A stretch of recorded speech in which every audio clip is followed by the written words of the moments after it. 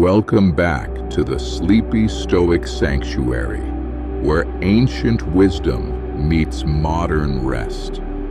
Tonight we continue the greatest journey ever told, the Odyssey of a hero who must learn that the deepest victories come not through divine favor, but through facing the ultimate truths of existence itself.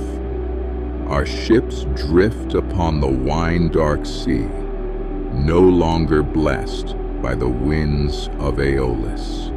The crew understands now what their leader has long suspected, that shortcuts blessed by gods are nothing compared to wisdom earned through trial.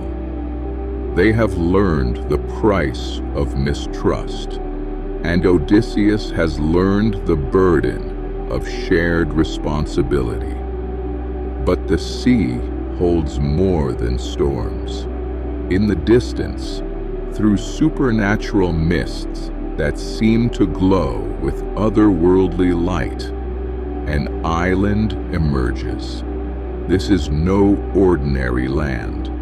Even the winds around it whisper of magic, of transformation, of encounters that will test not just courage, but the very soul itself. Tonight, our hero will journey to a place no living man should dare to tread. He will seek wisdom from those who have already walked the path from life to death and beyond. For sometimes, the greatest battles are not fought with sword and shield, but with the courage to face what we fear most, the truth about our own mortality, and the wisdom of those who came before us.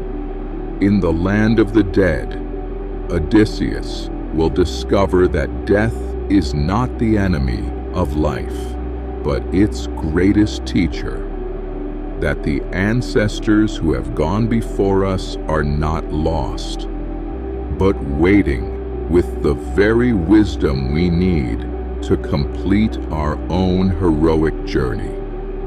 Settle into your bed now, close your eyes, and prepare to descend with the greatest hero of all time into the realm where all truth is revealed, where all pretense falls away, and where the deepest wisdom of existence itself waits to be discovered.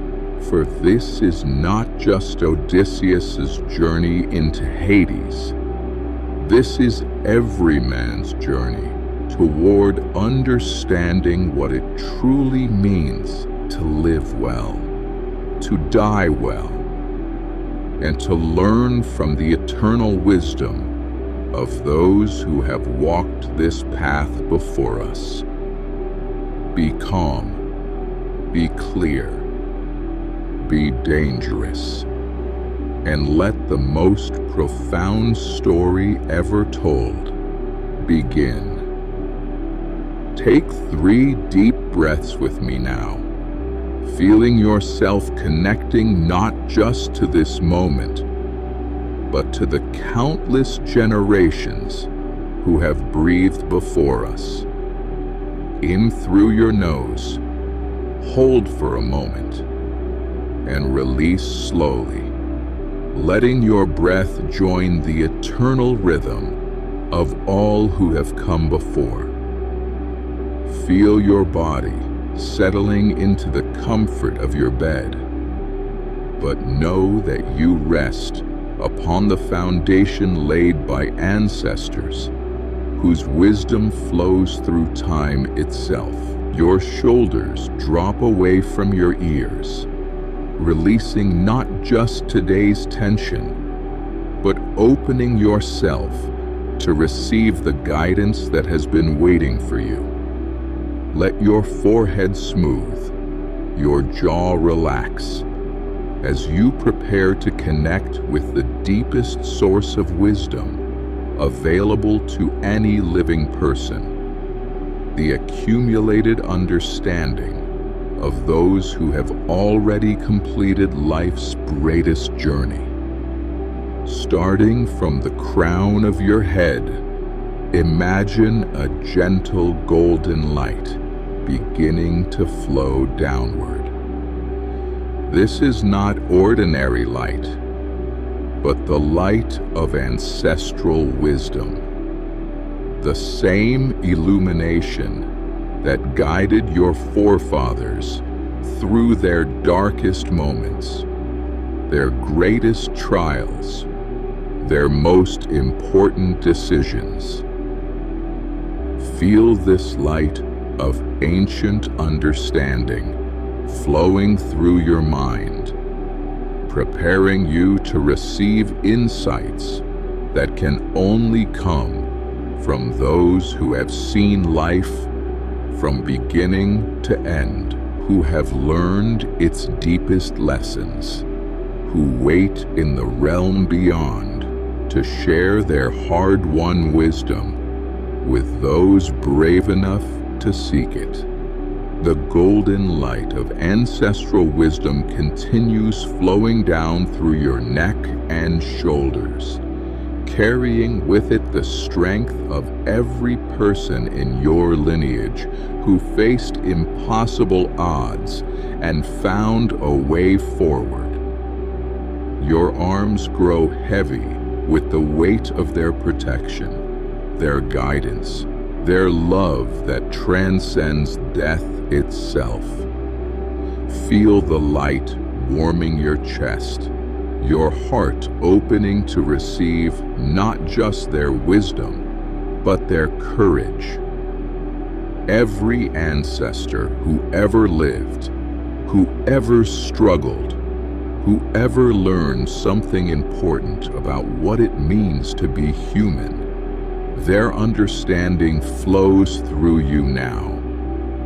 This warm light continues down through your torso, relaxing your back, your abdomen, reminding you that you are never truly alone. You are part of an unbroken chain of survival, of learning, of growth that stretches back to the very beginning of human consciousness.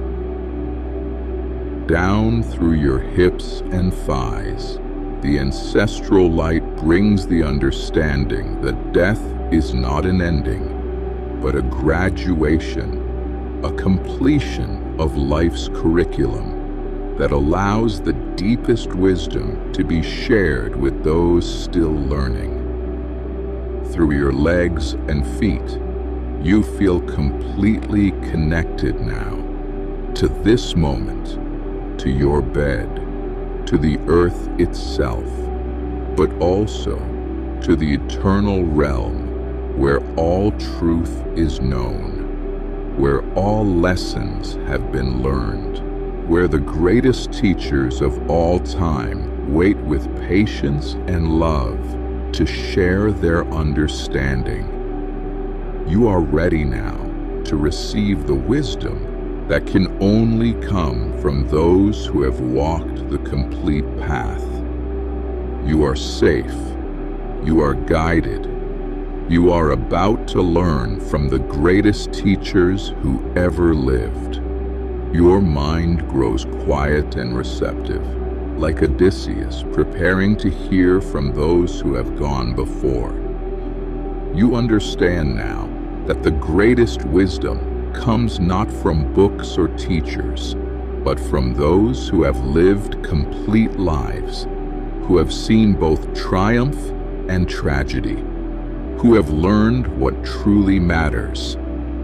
You are grounded in this moment, yet open to the timeless wisdom that flows from the realm where all truth is revealed. You are safe. You are protected. You are about to receive guidance from those who love you across the barrier of death itself. Like the hero of our story, you have the courage to seek wisdom from the most profound source possible. those who have already walked the path you are walking, who have already faced the challenges you are facing, who have already learned the lessons you are learning. Breathe deeply now and let your consciousness expand to receive not just tonight's story, but the deeper wisdom within it. For this tale of Odysseus's journey to the land of the dead is also the story of every person who has ever had the courage to seek guidance from those who came before.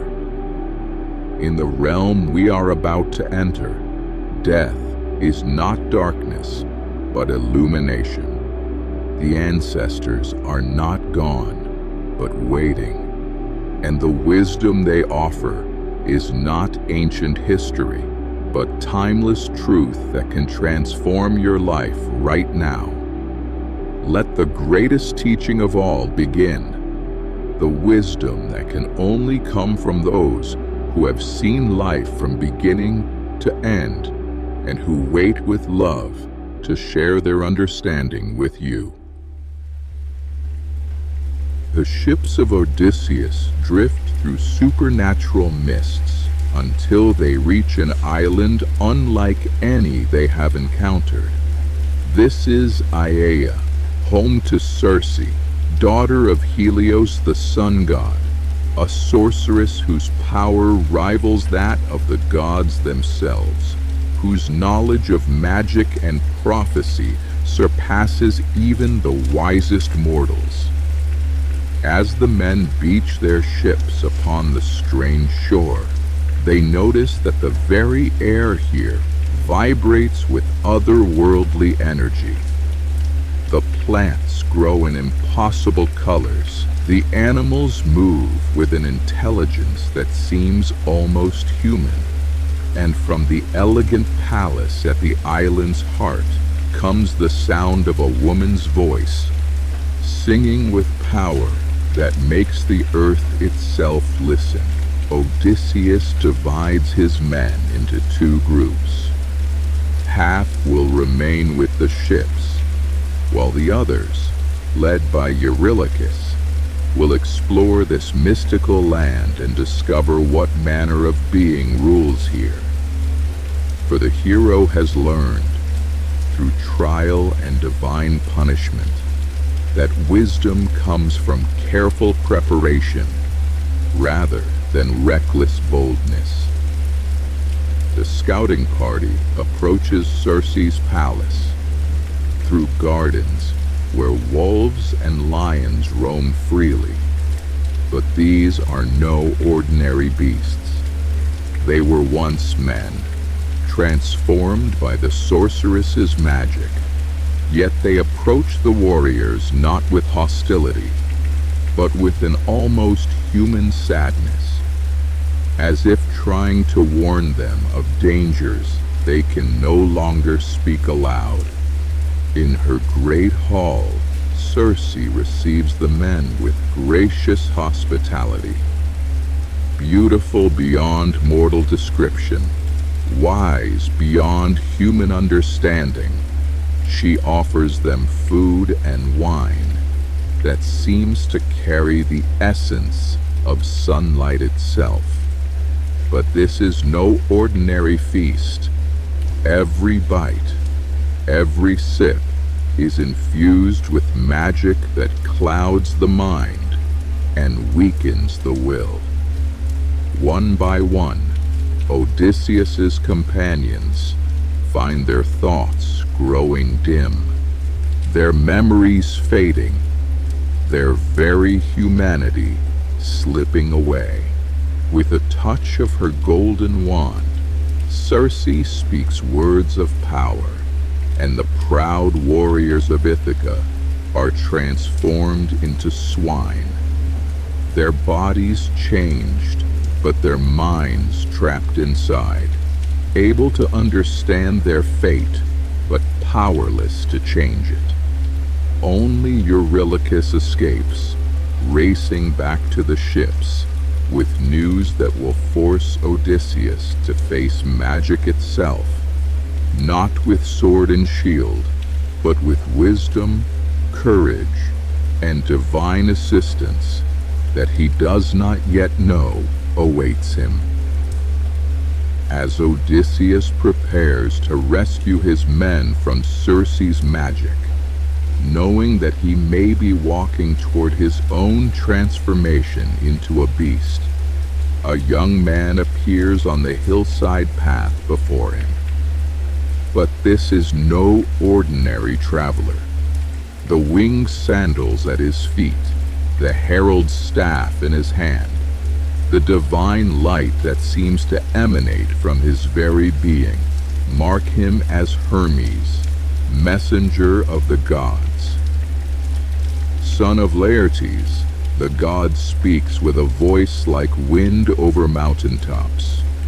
You go to face Circe, most powerful of sorceresses, armed with nothing but mortal courage. Admirable, but insufficient. The gods have watched your journey, seen your growth from proud conqueror to wise leader. Zeus himself has decided you deserve assistance. From within his divine robes, Hermes produces a small plant with a black root and milk-white flower. This is holy moly, he explains, a herb more precious than gold, more powerful than any weapon forged by mortal hands. Eat of its root before you enter Circe's hall, and her magic will have no power over you. But the god's wisdom extends beyond mere protection. When her spell fails and she offers to share your bed, do not refuse, but first make her swear by the sacred oath of the gods that she will work no more evil against you or your men. For even a sorceress fears the wrath of Zeus when oaths are broken. And Odysseus, Hermes continues, his voice carrying deeper meaning. This encounter will teach you something more valuable than protection from magic. You will learn that even the most powerful beings respect courage paired with wisdom, that strength without cunning is mere brutality, and that sometimes the greatest victories come not through conquest, but through understanding. The god's form begins to shimmer like heat waves rising from summer stone. Circe possesses knowledge you will need for the journey ahead. Knowledge of paths no living man has walked, of prophecies that will guide you home. Approach her not as conqueror, but as seeker of wisdom, and you will gain an ally more valuable than any army. With these words, Hermes vanishes, leaving behind only the sacred herb and its promise of protection. Odysseus stands alone on the hillside, holding in his hand the power to resist transformation, but understanding now that his true strength lies not in divine protection alone, but in the wisdom to know when to fight and when to seek understanding. Armed with divine protection and growing wisdom, Odysseus enters Circe's hall, where his men grunt and root as swine, their minds trapped but aware. The sorceress receives him as she did the others, offering the same enchanted feast, the same wine infused with transformative magic. But when Odysseus drinks, the holy moly works its protection. When Circe raises her golden wand and speaks the words of power that have never failed, nothing happens. The magic that has transformed countless heroes into beasts simply slides away from him like water from oiled bronze. For the first time in centuries, Circe stares in astonishment. "Who are you," she whispers, "that my magic cannot touch? Only one man was prophesied to resist my power, Odysseus of Ithaca, he of many tricks, beloved of Athena, tested by the gods themselves. I am that man," Odysseus replies, drawing his sword not in threat, but in demonstration of his resolve. "And I have come not to conquer you, but to seek the return of my men and the wisdom you possess. For I have learned that true strength lies not in domination, but in understanding." Circe's expression transforms from surprise to something approaching respect. Here is a hero who has learned to combine courage with wisdom, who approaches power not with arrogance but with intelligent caution, who seeks not to destroy but to understand. "Lower your sword, son of Laertes," she says, her voice carrying new warmth. "Any man who can resist my magic and yet approach me with respect rather than conquest has earned my friendship. Your men shall be restored, but first let us make sacred oath that we shall work no evil against each other." With these words, she touches each transformed warrior with her olden wand, speaking words of restoration rather than transformation. The swine forms melt away like morning mist, revealing the men of Ithaca, unchanged but wiser for their experience of powerlessness. "You have shown me something rare, Odysseus," Circe says as the transformation completes. "A hero who has learned that the greatest victories come not through force alone, but through the wisdom to know when to fight and when to seek alliance. For this, I will grant you knowledge more precious than gold, the path to the wisdom of the dead themselves." For a full year, Odysseus and his men remain on Circe's island, recovering their strength and their spirits after the trials they have endured. The sorceress proves not just ally, but teacher, sharing with the hero knowledge of navigation, of weather, of the many dangers that still await between Aea and home. But as the seasons turn and Odysseus's heart grows heavy with longing for Ithaca, Circe calls him to her sacred grove under the light of stars that have watched over prophecy since time began. "Son of Laertes," she says, her voice carrying the weight of destiny itself, "you ask me for the path home, but that knowledge is not mine to give. The way to Ithaca winds through dangers that require more than mortal wisdom to navigate. You must seek counsel from one who sees all paths, all possibilities, all futures. Tiresias, the blind prophet of Thebes." Odysseus feels his blood grow cold. "But Tiresias is dead, great sorceress. How can the living seek wisdom from those who have passed beyond the veil?" Circe's eyes reflect starlight, like pools of ancient knowledge. There is a way, though it has never been attempted by one who hoped to return alive.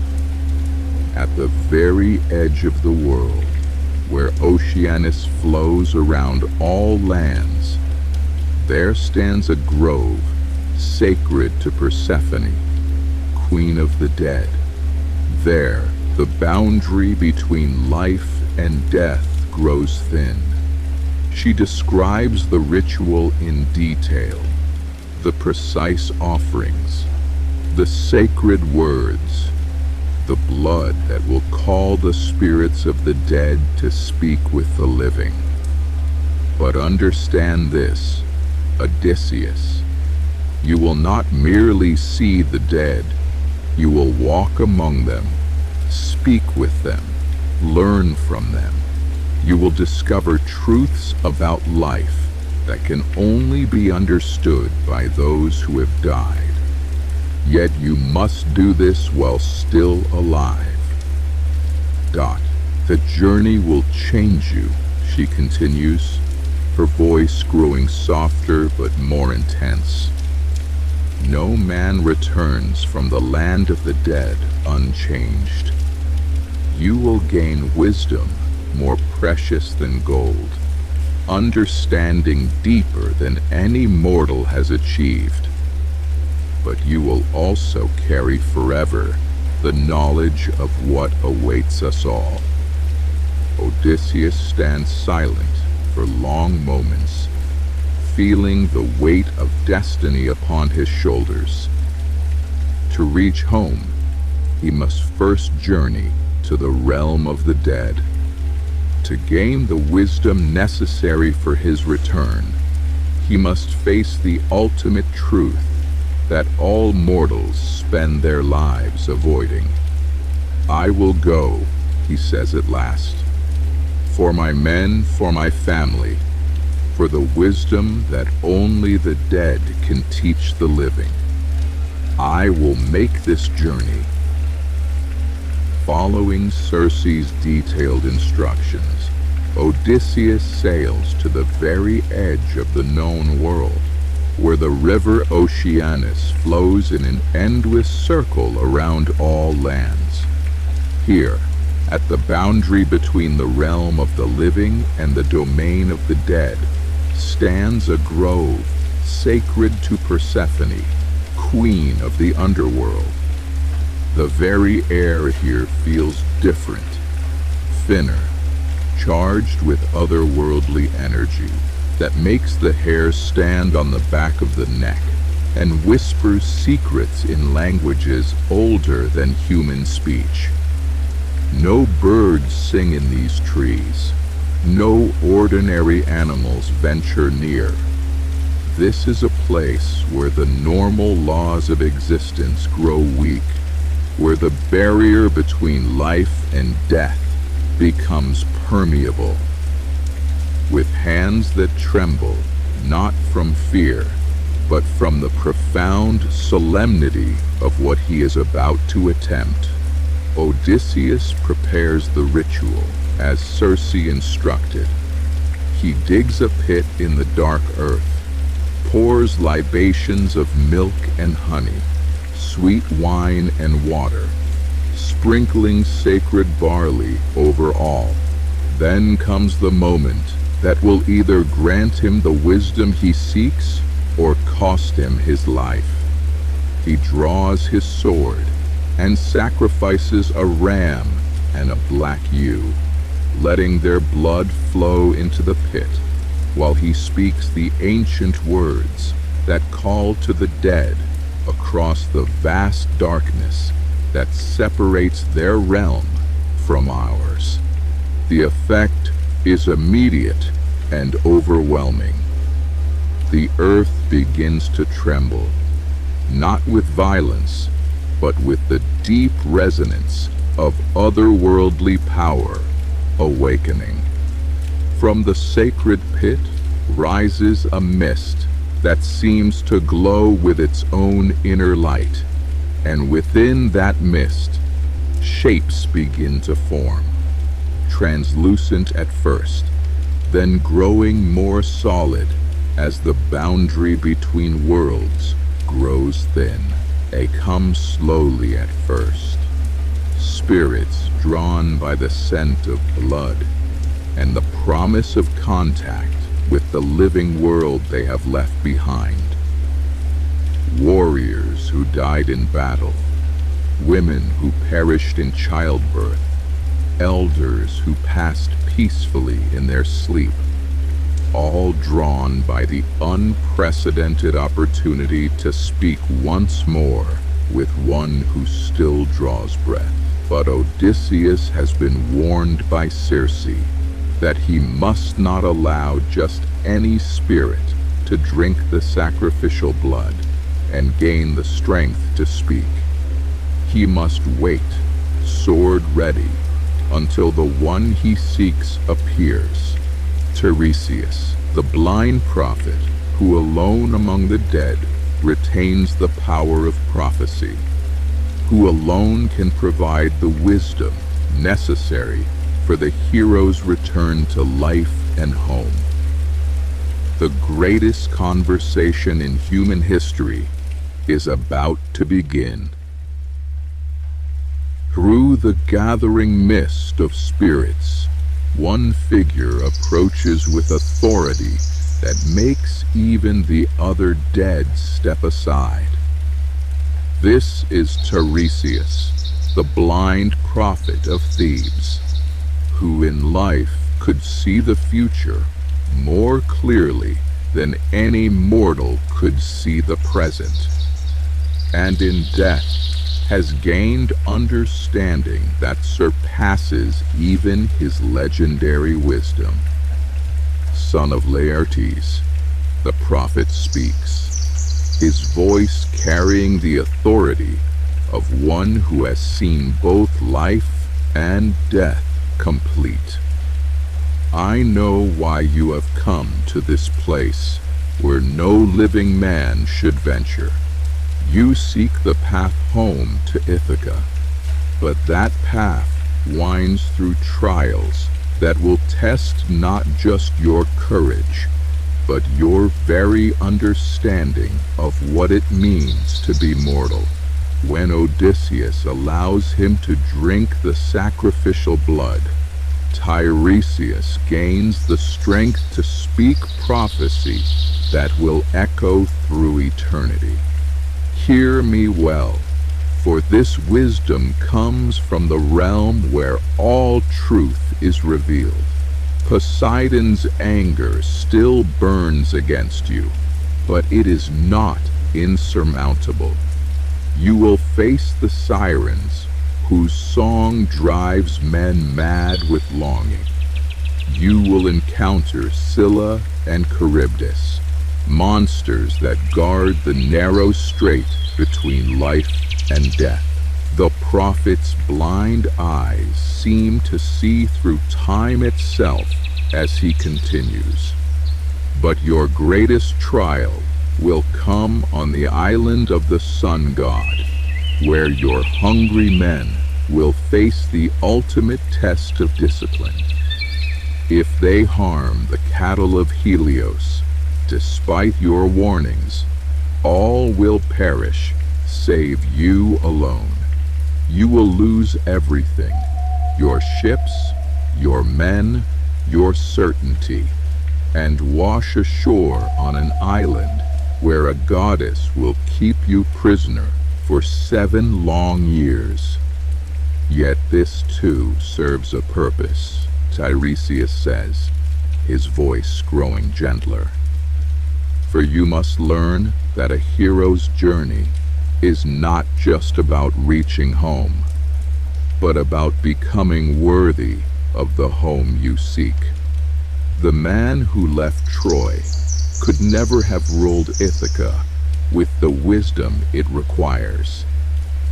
The man who returns after 20 years of trial will be capable of justice, mercy, and understanding that can only come through profound suffering and growth.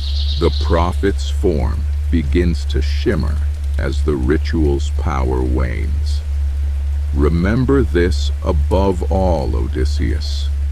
Death is not the enemy of life, but its greatest teacher.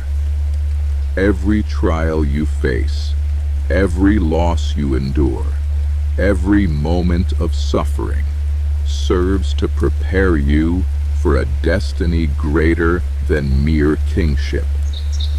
You will become the living bridge between mortal experience and divine wisdom, between the world of men and the realm of eternal truth. With these words, the greatest prophecy ever spoken fades into the mist, leaving Odysseus forever changed by wisdom that can only come from beyond the veil of death. As other spirits gather around the ritual pit, drawn by the rare opportunity to speak with the living, Odysseus recognizes figures whose names are sung by bards throughout the Greek world. But none affects him more deeply than the approach of Achilles, the greatest warrior who ever lived, the golden hero whose choice between long life and eternal glory defined an entire generation. Achilles, son of Peleus, Odysseus calls out with deep respect. Even in death, you are honored above all others. The armies of the dead must surely follow your commands as the living once did. But the response that comes from the greatest warrior who ever lived carries a wisdom that shatters every assumption about glory and heroism. "Noble Odysseus," Achilles replies, his voice heavy with hard-won understanding, "do not speak to me of death's honors. I would rather work the soil as a slave to the poorest living man than rule over all the countless dead." The words strike Odysseus like a blow from Zeus's thunderbolt. Here is the hero who chose eternal fame over a long life, who became the very definition of heroic glory, yet who now understands that the simplest moment of living, breathing, feeling the sun on your face, sharing a meal with friends, is worth more than all the honor the dead can ever know. "The songs they sing of my deeds," Achilles continues, "what do they mean to me now? I cannot taste wine, cannot feel a woman's touch, cannot hear my son's laughter, or see him grow into manhood. Glory is a poor substitute for the humblest day of life, Odysseus. Remember this when you return to the sunlight." Yet even in his regret, Achilles demonstrates the nobility that made him legendary. When Odysseus tells him of his son Neoptolemus's brave deeds in the final battle for Troy, the warrior's spirit brightens with a joy that transcends even death. "You have given me a gift greater than gold," he says. "To know that my son lives with honor means more than all my own achievements." As Achilles fades back into the mist of the dead, his final words echo with the wisdom that can only come from having chosen glory over life and learning too late which was more precious. Live, Odysseus. Whatever trials await you, remember that to live is the greatest gift of all. From deeper in the realm of the dead comes another figure whose name echoes through the halls of mortal memory. Agamemnon, the great king who led the Greek armies to victory at Troy, only to return home to betrayal and death at the hands of his own wife and her lover. King of men, Odysseus addresses him with the respect due to one who commanded the greatest military expedition in human history. Your fate moves me to sorrow. What evil overtook you? Did Poseidon destroy your ships? Or did enemies kill you on land while you were raiding cattle or fighting for their city? Agamemnon's response carries a bitterness that reaches beyond death itself. Neither storm nor enemy in honest battle took my life, Odysseus. I was murdered in my own hall, slaughtered like an ox at the manger by my wife Clytemnestra and her lover Aegisthus. After 10 years of war, after victory hard won and honor earned, I was killed while celebrating my return home. The dead king's voice grows heavy with warning. But hear me, Odysseus, and learn from my fate. Do not trust too readily when you reach Ithaca. Do not reveal yourself openly to your wife, no matter how faithful she seems. Test her loyalty carefully, for the heart of woman is a mystery deeper than the sea. Yet even in his bitterness, Agamemnon shows fairness that marks him as a true king. Though I say this, I do not believe your Penelope would harm you. I knew her when she was newlywed, wise, virtuous, devoted to you beyond measure. If any woman can remain faithful through 20 years of separation, it is she. But still, be cautious. Return to Ithaca in secret. Observe before you reveal yourself. And one more thing, the dead king adds, his voice growing softer with genuine concern. Your home is not as you left it. Suitors crowd your halls, eating your food, drinking your wine, pressuring your wife to choose one of them as husband. They believe you dead and think to divide your kingdom among themselves. You will need not just strength, but cunning to reclaim what is yours. As Agamemnon's spirit fades back into the shadows of the underworld, his final words carry both warning and hope. May you prove wiser than I was, son of Laertes. May you find the way to return not just to your house, but to a home where loyalty and love still live. But of all the encounters in the land of the dead, none moves Odysseus more deeply than the approach of a figure he had not expected to see, his own mother, Anticlea, whose gentle spirit emerges from the mist with the same loving expression she wore when he was a boy returning from adventure in the hills of Ithaca. My son, she speaks, and her voice carries all the love that has sustained her through the years of his absence. You have grown thin with suffering, but you are still my beautiful boy. How comes it that you walk among the dead while still drawing breath?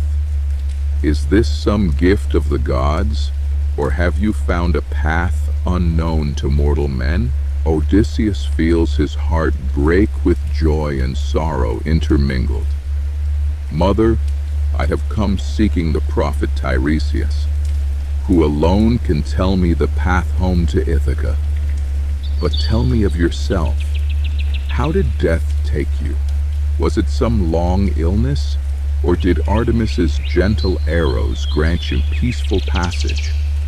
And what of my father Laertes, my son Telemachus, my wife Penelope? Do they still live, still hope for my return?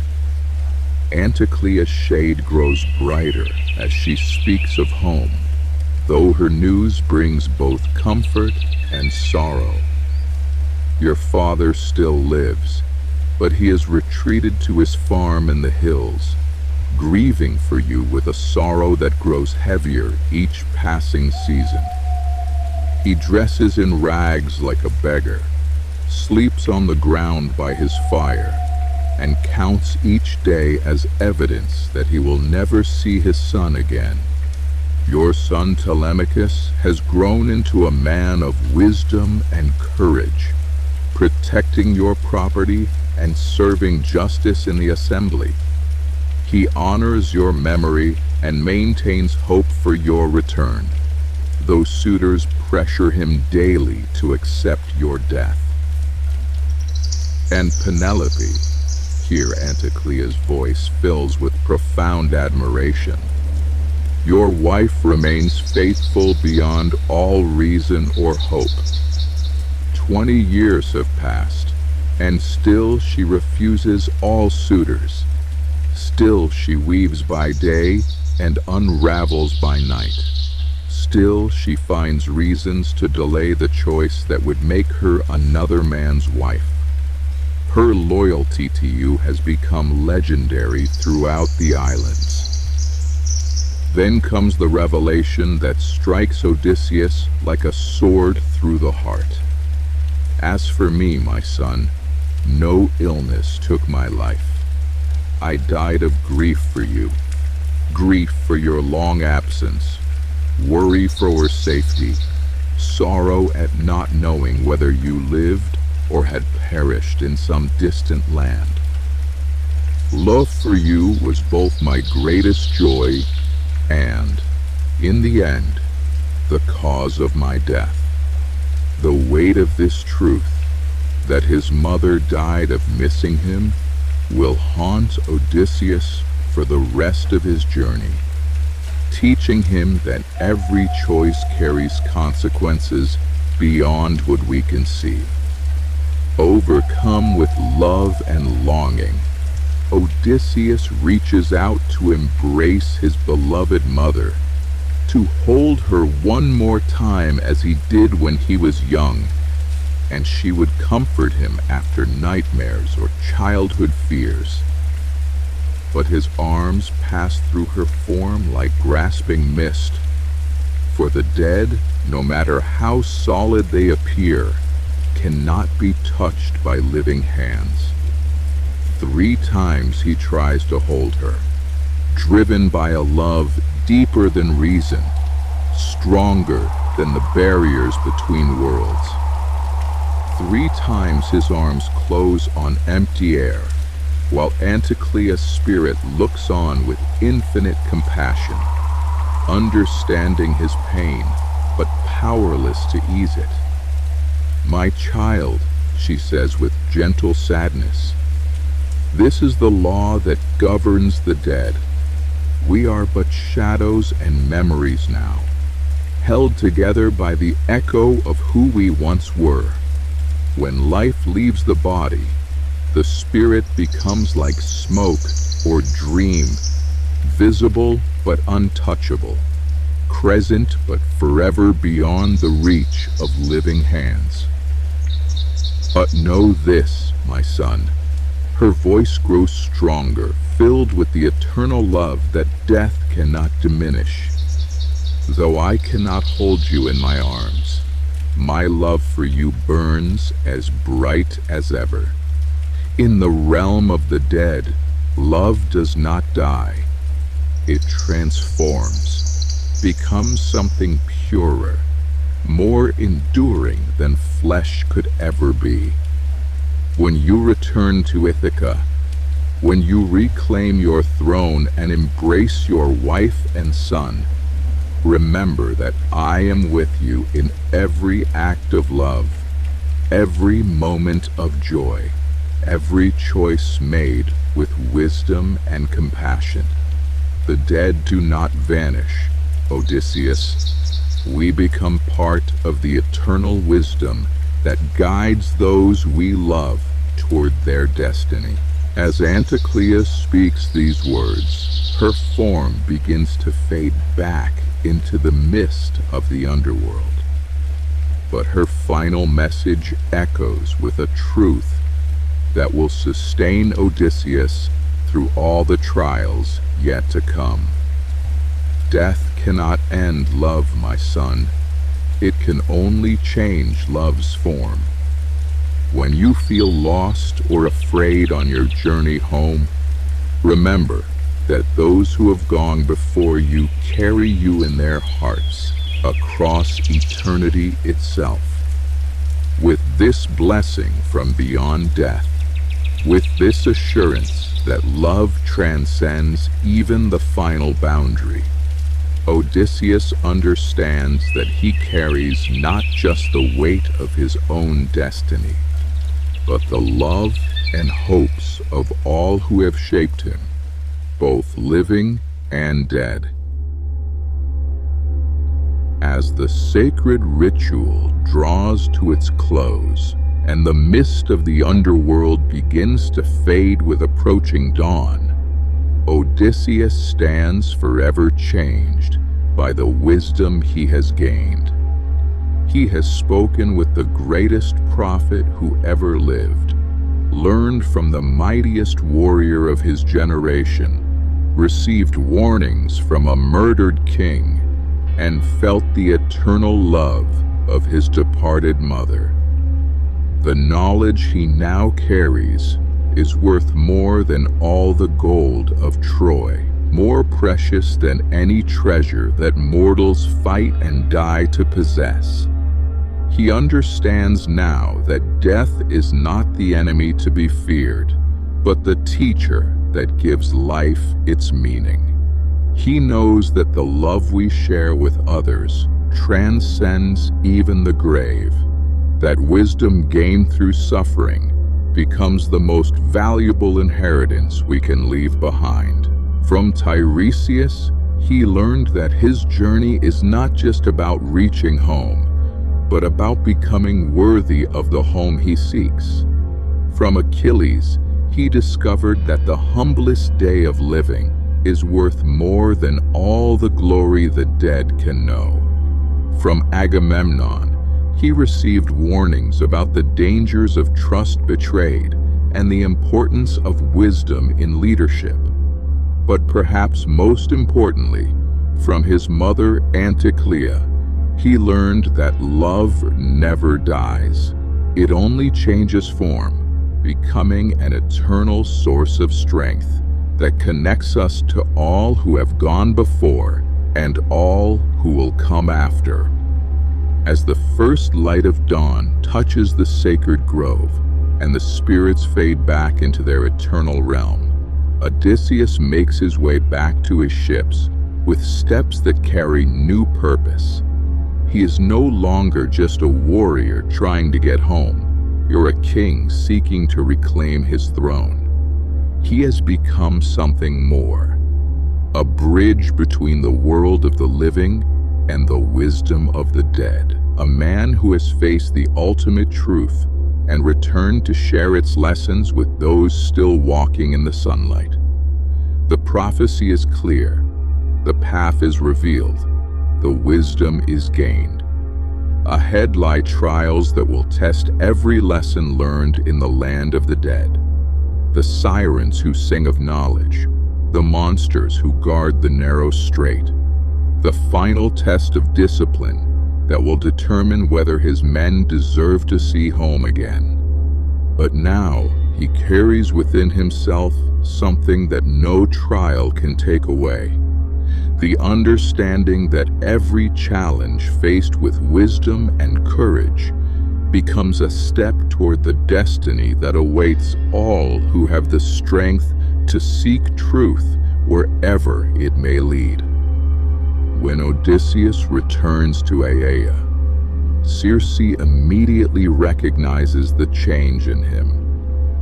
This is no longer the clever hero who first resisted her magic through divine protection alone.